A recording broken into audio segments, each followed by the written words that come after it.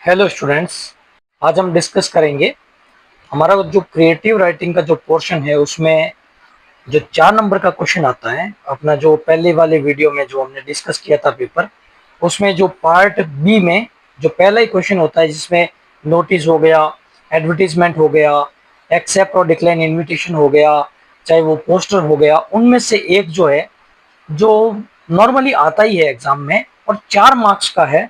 और ये एक इतना आसान सा टॉपिक है जिसमें आप 100% मार्क्स गेन कर ही सकते हो। मैं यहाँ पर आपको बहुत इजी तरीके से समझाने वाला हूँ। इसमें टॉपर स्टूडेंट से लेकर के बिल्कुल लो लेवल के जो स्टूडेंट है जिनके लिए इंग्लिश में परेशानी है, समझने में थोड़ी सी कठिनाई है, उनके लिए भी ये बहुत आसान होने वाला है। लास्ट तक बने रहिए मेरे साथ। आप ये वीडियो देखने के बाद इतने कॉन्फिडेंट होने वाले हैं कि मैं अब इस सवाल को आसानी से कर लूंगा। सबसे पहले देखते हैं कि नोटिस है क्या। तो नोटिस वास्तव में एक लिखित या मुद्रित सूचना है जिसका उद्देश्य किसी खास जानकारी को एक बड़े समूह तक पहुंचाना होता है। अब देखिए, अपन पहले इस चीज को समझ लें कि जो वास्तव में नोटिस है ना, नोटिस का उद्देश्य क्या है। नोटिस का एक ही उद्देश्य है, लोगों तक जानकारी पहुंचा देना, लोगों को सूचना देना। हालांकि अलग अलग प्रकार के नोटिस होते हैं, लीगल नोटिस हो सकते हैं, बिजनेस नोटिस हो सकते हैं, लेकिन हमारे यहाँ पर जो नोटिस 12th क्लास में हमारे सिलेबस में जो प्रेस्क्राइब किया हुआ है वो वास्तव में नोटिस है।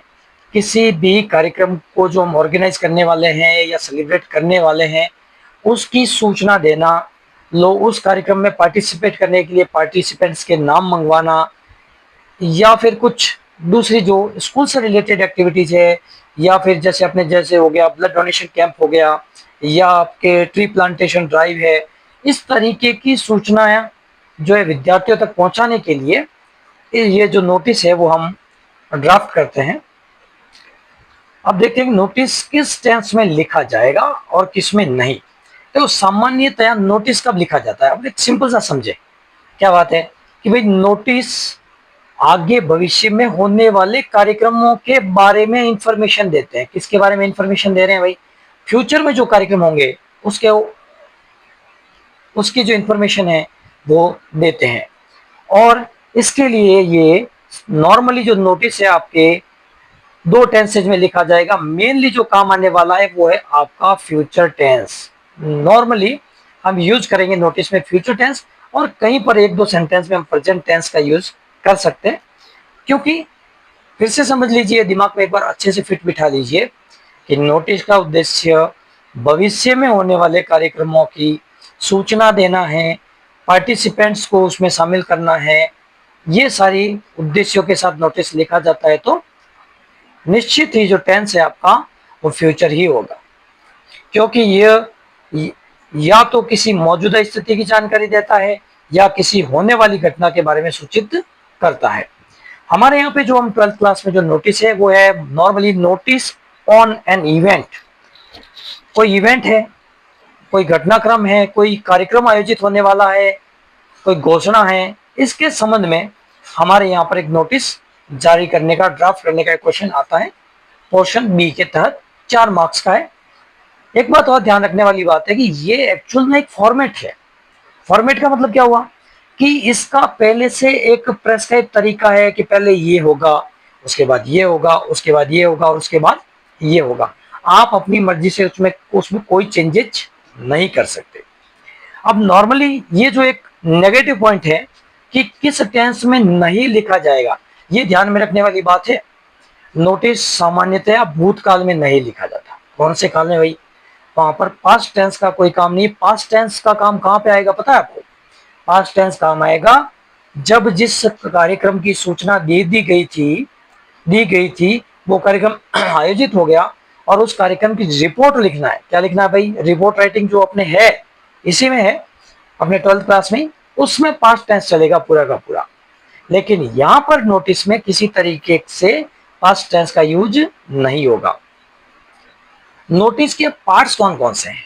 देखिए, नोटिस बहुत आसान है, बिल्कुल शॉर्ट एंड स्वीट लिखा जाता है। कुछ एक चीजें हैं जिसके बारे में अपन थोड़ी सी बात कर ले। देखिए यहाँ पे, यहीं पे भाग से पहले मैं कुछ चीजों के बारे में आपको और बताना चाहूंगा। पहली चीज, जो नोटिस का अगर अपन कंक्लूजन निकाले, नोटिस का उद्देश्य है कि किसी कार्यक्रम के बारे में इंफॉर्मेशन देना। दूसरा, नोटिस क्या होता है, शॉर्ट एंड स्वीट होता है। ऐसा नहीं कि नोटिस 2 पेज में होता है, नोटिस ज्यादा से ज्यादा 5-6 लाइन 7 लाइन, ठीक है, इससे ज्यादा नहीं होता। नोटिस हमेशा फ्यूचर टेंस में लिखा जाएगा और नोटिस के अंदर बिल्कुल संक्षिप्त जानकारियां होगी। ऐसा नहीं कि पूरा ये होगा और वो होगा और वैसे होगा और वो आएगा और वो नहीं आएगा, इस तरीके की कोई जानकारी इसमें नहीं लिखेंगे। अब हम आ जाते हैं भाई कि नोटिस के भाग कौन कौन से हैं। तो सबसे पहले नोटिस के ऊपर ही ऊपर मैं आपको फॉर्मेट पे लिए चलता हूं। इसका फॉर्मेट आपका जो है वो है आपका यहाँ पर सबसे नीचे आप देखेंगे मेरे साथ, ये है आपका नोटिस का फॉर्मेट। तो नोटिस के फॉर्मेट में अपन देखेंगे सबसे ऊपर ही ऊपर यहाँ पे जो नेम ऑफ द स्कूल दिया है ना, क्योंकि हम स्कूल से रिलेटेड है, हमारे 99% नोटिस आएगा भी स्कूल से रिलेटेड ही। लेकिन यहाँ पर अपने को थोड़ा सा क्लियरिफाई कर लेते हैं कि यहाँ पर उस संस्था का नाम आएगा जो नोटिस जारी करने वाली संस्था है, चाहे वो स्कूल है, चाहे वो हॉस्पिटल है, या फिर कोई अदर संस्था है। अब इसको लिखने का भी एक तरीका है। अब जब आप नोटिस जारी करता संस्था का नाम लिखेंगे तो मोस्टली वहां पर यूज करेंगे आप कैपिटल लेटर्स। क्या यूज करेंगे भैया? Capital letters. जैसे कि हम लिखे गवर्नमेंट, सीनियर सेकेंडरी स्कूल और कोमा और नेम ऑफ द प्लेस जहां पर वो स्कूल है, जैसे मान लीजिए जयपुर या अजमेर, ये लिख देंगे अपन। उसके बाद जो सेकंड चीज आती है, अपन फिर यहाँ पे आ जाते हैं, आराम से समझ लेंगे। वो सेकंड चीज आती है कि जो आपने नोटिस में नोटिस जारी करता संस्था का जो नाम लिखा है ना, उसके बीचों बीच में कहाँ पे, बिल्कुल सेंट्रल लाइन में आप एक काम कीजिए कि वहां पर नोटिस वर्ड लिखिए और वो भी कैपिटल में लिखिए। किस में लिखिए भैया? नोटिस वर्ड और कैपिटल लेटर में, और उसको कीजिए अंडरलाइन। क्या करना है? अंडरलाइन। ये यहाँ पर है ना, ये देखिए आप, ये जो नोटिस वर्ड है इसको अपने को क्या कर देना है? अंडरलाइन कर देना है। इसके बाद अगली चीज, अब देखो कुछ बच्चे हो सकते हैं जिनको ये प्रॉब्लम आए कि सर ये बताओ कि ये जो है नोटिस जारी करने वाली संस्था कहाँ से मिलेगी। सिंपल सा है, आपकी जो एग्जाम है उसमें जो क्वेश्चन पेपर आने वाला है, चाहे वो हाफ ईयर का है, ईयर लिखा है, उसमें नोटिस वाला जो क्वेश्चन है उसी में से ये नाम मिलेगा। कहाँ से मिलेगा भाई? प्रश्न पत्र में से, क्वेश्चन पेपर में से मिलेगा। नोटिस वर्ड तो हेडिंग से आ जाएगा आपको। अगली चीज है भाई कि नोटिस की डेट, ये हमेशा लेफ्ट साइड रहेगी। कहाँ पे रहेगी भैया? Left side. इंग्लिश में अब ज्यादातर चाहे वो नोटिस का फॉर्मेट है या लेटर का फॉर्मेट है, ये लेफ्ट अलाइंड होते हैं, तो यहाँ पर डेट जो है वो लेफ्ट साइड में लिखी जाएगी। अब हमारे सामने कंफ्यूजन रहता है, बच्चे अक्सर ही कंफ्यूज रहते हैं। मैं चाहता हूं कि इस वीडियो को देखने के बाद आपके दिमाग में किसी तरीके का कंफ्यूजन नहीं रहे। तो डेट कहां से आएगी? हालांकि आपको ये डेट वर्ड यूज नहीं करना है। क्या नहीं करना है भाई? डेट वर्ड को यूज नहीं करना है, सिंपली डेट लिखनी है। वो डेट उस तारीख की लिखनी है जिस तारीख को आपका एग्जामिनेशन होने जा रहा है। क्या होने जा रहा है? जिस तारीख को आपका एग्जाम है ना, जैसे मान लीजिए कि 3 मार्च को अपना एग्जाम है, तो 3 मार्च लिखेंगे। अब यहाँ पर एक और इश्यू है हमारे सामने कि भाई इसका फॉर्मेट क्या होगा सर? तो देखिए फॉर्मेट सबसे आसान है। जैसे 3 मार्च लिखना है तो आप लिख दीजिए यहाँ पे 3 लिखिए, फिर लिखिए मार्च, क्या लिखिए? मार्च की पूरी स्पेलिंग लिखिए MARCH, और फिर ईयर लिख दीजिए 2025 या 26, क्योंकि अपना एग्जाम किस में होगा भाई? 26 में होने वाला है। तो इस तरीके से जो ईयरली एग्जाम है 26 में होगा, तो वो हम लिख देंगे। तो वैसे डेट लिखने के अलग अलग फॉर्मेट है, लेकिन अपन एक बहुत ही आसान और सबसे इजी वाला फॉर्मेट पकड़ रहे हैं, जिसमें सबसे पहले डे, फिर मंथ नेम, डे नंबर्स में लिखेंगे 1 2 3 4 5 6, इस तरीके से जिस तारीख को आपका पेपर है ना वही आप लगा दीजिए यहाँ पे। और फिर मंथ मार्च, MARCH कहाँ से आ जाएगा? आपका प्रवेश पत्र है ना, वहां से उठा के लिख दीजिए आप, कहीं समस्या नहीं होने वाली है, आप कहीं गलती नहीं करोगे। ये नेम ऑफ द स्कूल भी वहीं से उठा के लिखिए। जयपुर की स्पेलिंग और अजमेर की स्पेलिंग तो याद रखिए, आपकी स्कूल का नाम यहाँ पर नहीं लिखना है। ये आ गया अपने डेट, कौन सी साइड में रहेगा? लेफ्ट अलाइन में। फिर आ जाते हैं अगली चीज, नेक्स्ट है नोटिस की हेडिंग क्या होगी। यह बीच में लिखी जाती है जो विषय को स्पष्ट करती है। जैसे अपन लेटर लिखते टाइम सभी ने लिखा है, अपने 11th में लिखा, 10th में लिखा, तो जो अपना फॉर्मल जो लेटर होता है उसमें जो आपका सब्जेक्ट होता है ना, उस सब्जेक्ट को तो हम पूरे सेंटेंस के रूप में लिखते हैं, बल्कि इसमें उस सब्जेक्ट को हमने हेडिंग बना लेते हैं। क्या बना लेते हैं? हेडिंग बना लेते हैं। और हेडिंग को भी कोशिश कीजिए कि कैपिटल लेटर में लिख दीजिए। यहाँ पर ये जो टाइटल लिखा है ना, ये एक्चुअल में नोटिस का क्या है भाई? हेडिंग है। यहाँ पे लिखिए और उसको इस तरीके से अलाइन कीजिए ना कि आपका जो नोटिस वर्ड है उस हेडिंग के बीचों बीच रहे। जैसे ट्री प्लांटेशन कैंप, इस तरीके से यहाँ पे लिख दीजिए। इसको अंडरलाइन आपको नहीं करना है। इसके बाद अगली चीज क्या होगी? इसके बाद नोटिस का सबसे इंपॉर्टेंट पार्ट आता है, वो है बॉडी। देखिए अभी एक गलतियां लड़के बच्चे क्या कर रहे हैं कि सबसे पहले ही जो है बॉक्स बना के बैठ जाते हैं। बॉक्स नहीं बनाना है। आप सिर्फ और सिर्फ हल्की सी एक मार्किंग कर दीजिए।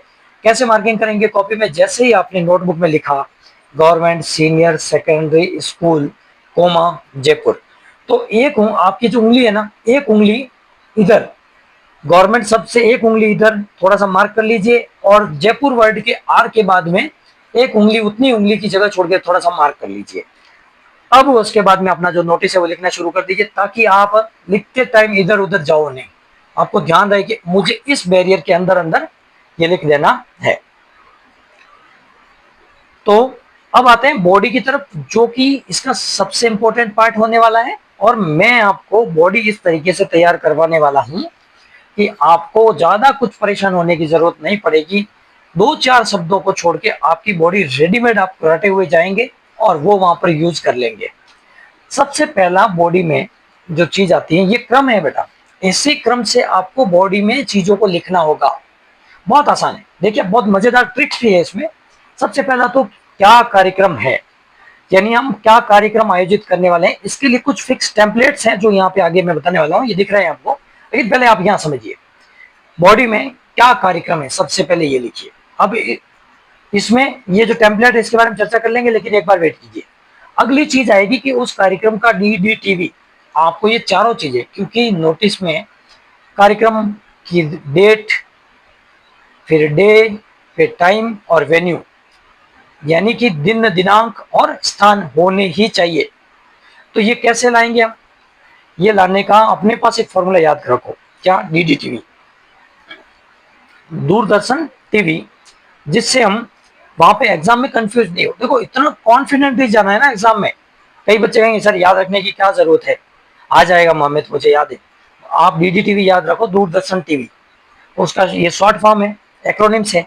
Day for date, day for day T for time, V for venue. अब वहां पे बिल्कुल रेडीमेड अपने पास रेडी है, फटाफट फटाफट लिखते हुए चले। इसके भी अपने पास एक टेम्पलेट है, बस वो याद कर लेंगे और परीक्षा में यूज कर लेंगे।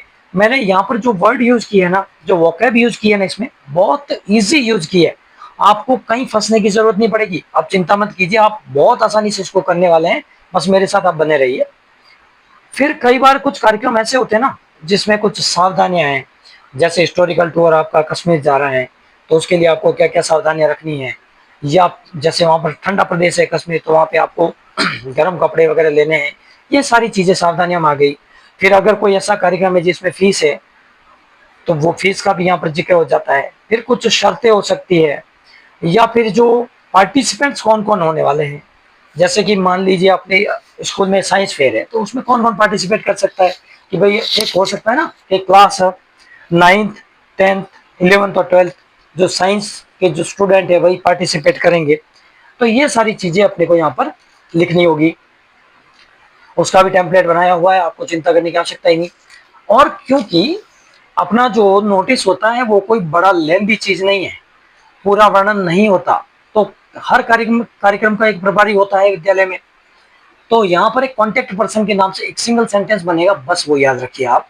और आपके कभी गलती नहीं होगी, मार्क्स आपको पूरे के पूरे मिलेंगे। देखो इंग्लिश में कई बार ऐसा देखा है मैंने कि अपन ज्यादा होशियारी झाड़ने के चक्कर में, हम लोग ज्यादा इंटेलिजेंसी दिखाने के चक्कर में जो नंबर अपने को आ रहे होते हैं ना, वो भी खो देते हैं। आप सिंपल लिखिए, बहुत आसान शब्दों में लिखिए। अपने को यहाँ पे अपनी जो है विद्वता है, जो इंटेलिजेंस है, वो झाड़ने की जरूरत नहीं है। एग्जामिनर आपसे बड़ा विद्वान है, बस आप तो ये कीजिए कि आपके गलतियां नहीं हो। कई बार ज्यादा होशियारी दिखाने के चक्कर में गलतियां कर बैठते हैं, फिर एग्जामिनर को आपको मौका मिल सकता है कि आपके मार्क्स वो काटे। तो आपको इतना आसान तरीके से लिखना है कि वहां पर एग्जामिनर के सामने कोई गलती नहीं जाए और नंबर काटने का मौका नहीं मिले। फिर है जो नोटिस जारी करता संस्था, यहाँ पर थोड़ा सा ये मिस्टेक हो गया, इसको अपन हटा ले लेंगे। यहाँ पर मैं इसको रब कर लेता हूं। तो अब आएगा कि नोटिस जारी करता व्यक्ति कौन है, उसके हस्ताक्षर और नाम ये भी लेफ्ट अलाइन रहेगा। नोटिस जारी करता, जैसे मान लो स्कूल है तो स्कूल में नोटिस जारी करता या तो प्रिंसिपल हो सकते हैं, या फिर कोई आपके हाउस सिस्टम बना रखा है, या फिर आपके कल्चरल सेक्रेटरी बना रखा है, या आपके हेल्थ सेक्रेटरी, या इस तरह की कुछ चीजें हैं जो कि आपको कहाँ से मिल जाएगी, ये आपको क्वेश्चन पेपर में से मिल जाएगी। अगर कुछ नहीं लिखा है ना तो आप सिंपल सा लिख दीजिए नोटिस जारी करता में प्रिंसिपल, और प्रिंसिपल का नाम लिखने की जरूरत नहीं रहेगी। और वो भी किधर रहेगा भाई, लेफ्ट अलाइन रहेगा। लेटर भी पूरा का पूरा लेफ्ट अलाइन है, नोटिस भी जो है लेफ्ट अलाइन रहेगा, यानी लेफ्ट साइड में लिखना है। अब है अंतिम काम जो कि है इसको बॉक्स में बंद करना। नोटिस को कहां बंद करना भैया, बॉक्स में बंद कर देना, जिससे क्या होगा कि आप का जो नोटिस का फॉर्मेट है वो पूरा हो जाएगा। अगर आपने बॉक्स में बंद नहीं किया ना तो नोटिस का फॉर्मेट इनकम्प्लीट है, खुश होने की जरूरत नहीं है। अब आ जाते हैं अपन जो टेम्पलेट्स रेडीमेड अपन ने बना रखे हैं उन टेम्पलेट्स की तरफ। तो सबसे पहला जो पहली लाइन अपन बॉडी के लिखते हैं ना वो है कि क्या कार्यक्रम है। तो उसके लिए अपन ने फिक्स लाइन बना रखी है, our school is going to organise और सेलिब्रेट। देखिए थोड़ा यहाँ समझने वाली बात है। ऑर्गेनाइज क्या होता है, जहां पर सांस्कृतिक कार्यक्रम नहीं होते। सिंपल समझो आप, ज्यादा होशियारी नहीं लगाना, ज्यादा माथा खराब नहीं करना। ऑर्गेनाइज क्या होगा, वो कार्यक्रम होंगे ऑर्गेनाइज जहां पर आपके सांस्कृतिक कार्यक्रम नहीं होते, जैसे ब्लड डोनेशन कैंप हो गया, जैसे कि आपका ये हो गया ट्री प्लांटेशन कैंप हो गया, जैसे कि मान लो अभी जो आजकल में जो एक गतिविधि चली थी ओजोन परत को लेकर के जागरूकता वाली, वो हो गई।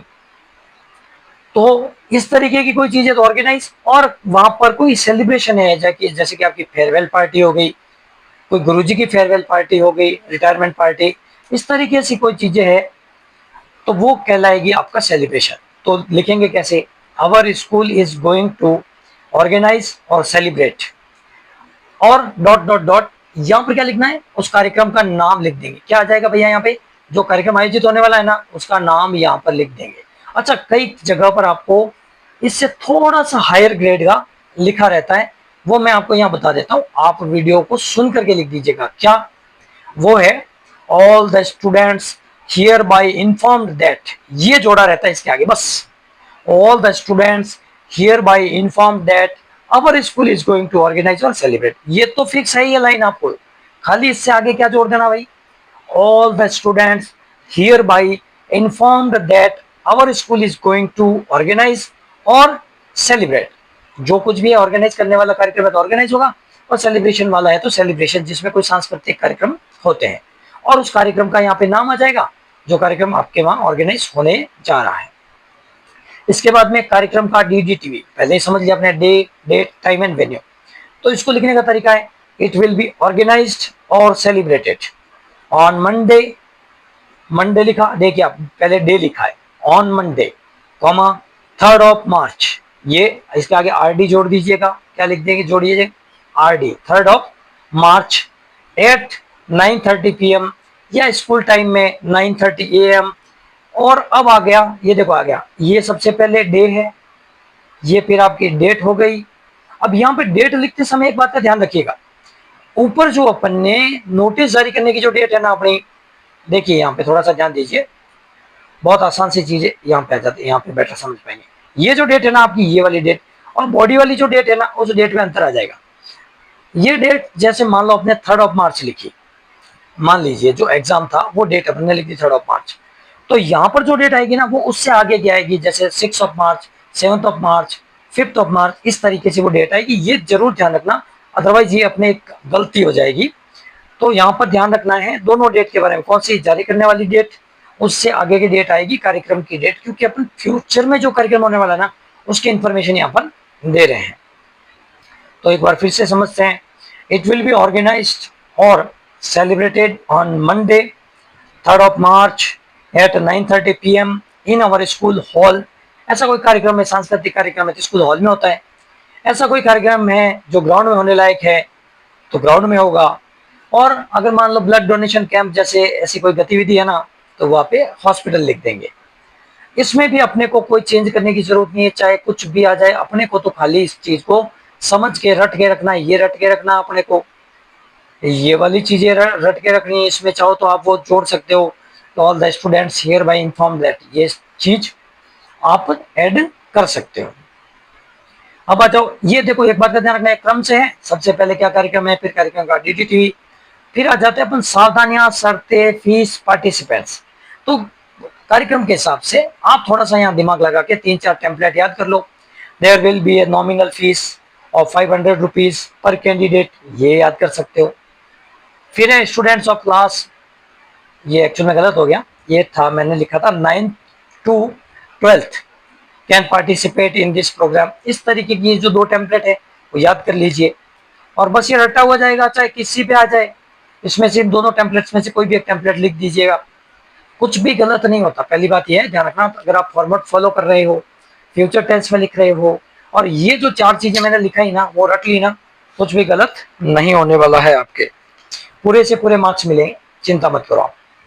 नेक्स्ट है आपका कॉन्टेक्ट पर्सन या प्रभारी जिसको आप कहते हो, तो उसकी फिक्स लाइन है, रट के जाना है। बहुत आसान से वर्ड्स यूज किए हैं, क्या है भाई, for further details contact to mister XYZ या ABC। नॉर्मली इनका नाम नहीं लिखा आएगा, बोर्ड में अपने को अपना नाम लिखना नहीं होता, तो या तो XYZ लिख दीजिए, ABC लिख दीजिए, कुछ भी लिख दीजिए, कुछ गलत नहीं होता, आप डर निकाल दीजिए। ये जब चीजें लिख देंगे, इसके बाद अगली चीज जो आएगी यहाँ पे देखिए, नोटिस जारी करने वाले व्यक्ति का पहले नेम होगा, जैसे कि मान लीजिए राकेश। सिग्नेचर, ठीक है, कोई जरूरी नहीं सिग्नेचर को आप भले इसको एक बार मिटा लीजिए।